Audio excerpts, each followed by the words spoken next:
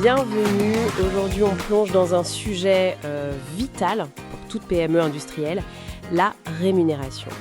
Pas juste une ligne de coût, mais un vrai levier de motivation.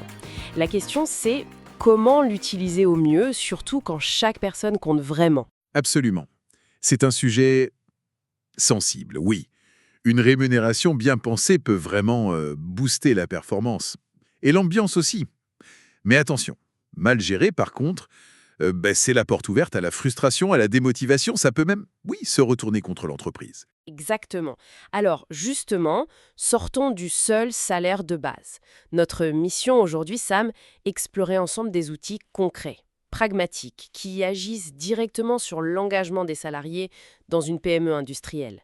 On va s'appuyer sur des guides pour dirigeants, des analyses RH, pour rester très pratique. Alors, pour commencer, par où on démarre pour rendre la rémunération plus dynamique, au-delà du fixe mensuel. L'idée clé, je pense, c'est de raisonner en rémunération globale. Le salaire fixe, bon, c'est le socle, c'est la base. Mais la motivation, elle se nourrit souvent d'autres éléments, d'éléments variables. La rémunération variable, justement, est un outil puissant pour ça. Variable, oui, mais le diable est dans les détails, n'est-ce pas? Comment on s'assure que ça motive vraiment? Et surtout que ce soit perçu comme juste, pas arbitraire. Surtout dans un atelier, où le travail est parfois interdépendant. Excellente question.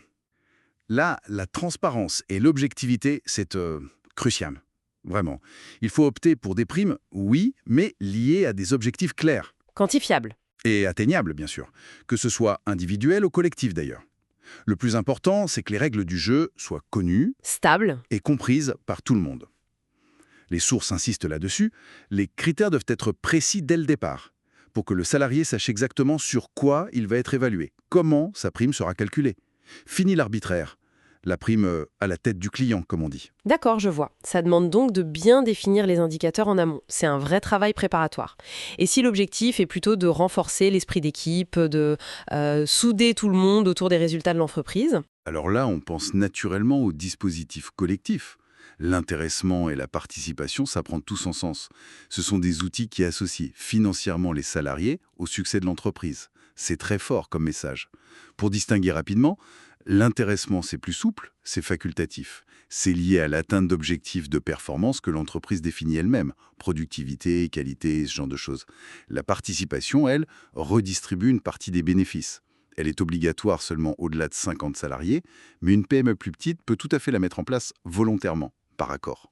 Et l'avantage concret pour une PME, alors, outre la motivation, bien sûr. C'est surtout, et c'est non négligeable, le traitement fiscal et social, très avantageux. Pour l'entreprise comme pour le salarié, ces sommes échappent en grande partie aux cotisations sociales et à l'impôt sur le revenu, sous certaines conditions. En clair, c'est un moyen de récompenser plus efficacement qu'une simple augmentation de salaire brut, pour un coût global qui reste maîtrisé. Ah oui, ça c'est un argument fort, effectivement. Pour une PME, c'est crucial. D'autres outils peut-être? Plus axés sur la fidélisation à moyen ou long terme? Oui, bien sûr, le plan d'épargne entreprise, le PE, c'est un excellent complément. Le principe est simple. Le salarié épargne et souvent l'entreprise ajoute un coup de pouce financier. C'est l'abondement. Et cet abondement est aussi très intéressant socialement et fiscalement. D'ailleurs, l'intéressement et la participation peuvent être versés directement sur ce PE. C'est un outil concret, vous voyez, pour aider les salariés à se constituer une épargne, avec l'aide de l'entreprise. Ça fidélise, oui. Exactement. Et puis, il ne faut pas oublier les avantages un peu périphériques, mais qui pèsent lourd dans la balance au final. Une bonne mutuelle santé collective, par exemple, ou un plan de retraite supplémentaire, type article 83. Enfin, maintenant, on parle plutôt de régime de retraite à cotisation définie. C'est souvent cofinancé par l'entreprise, très apprécié des cadres, des agents de maîtrise. Tous ces éléments renforcent la sécurité. Ils montrent une attention au bien-être durable des collaborateurs. Sans oublier d'optimiser ce qui existe déjà. La réduction générale des cotisations patronales sur les salaires jusqu'à 1,6 fois le SMIC, ça permet d'alléger les charges. Et ça peut dégager des marges pour financer justement ces outils motivants. C'est vrai. Tout ça mis bout à bout, ça constitue un package qui peut devenir très attractif, bien au-delà du simple salaire net qui apparaît sur la fiche de paye. Mais le risque, c'est que les salariés ne voient que cette ligne en bas de page, justement.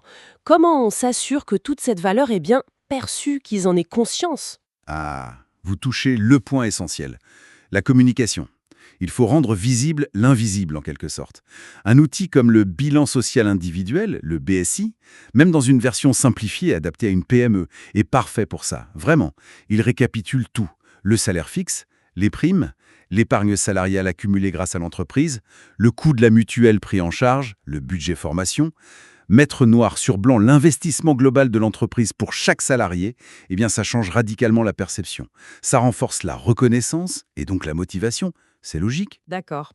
Donc pour résumer, si on veut vraiment utiliser la rémunération comme un moteur dans une PME industrielle, on a plusieurs leviers, des primes variables, claires, objectives, pensée collectif avec l'intéressement ou la participation, pour les avantages financiers et pour fédérer, utiliser le PE pour la fidélisation, soigner les avantages sociaux comme la mutuelle ou la retraite.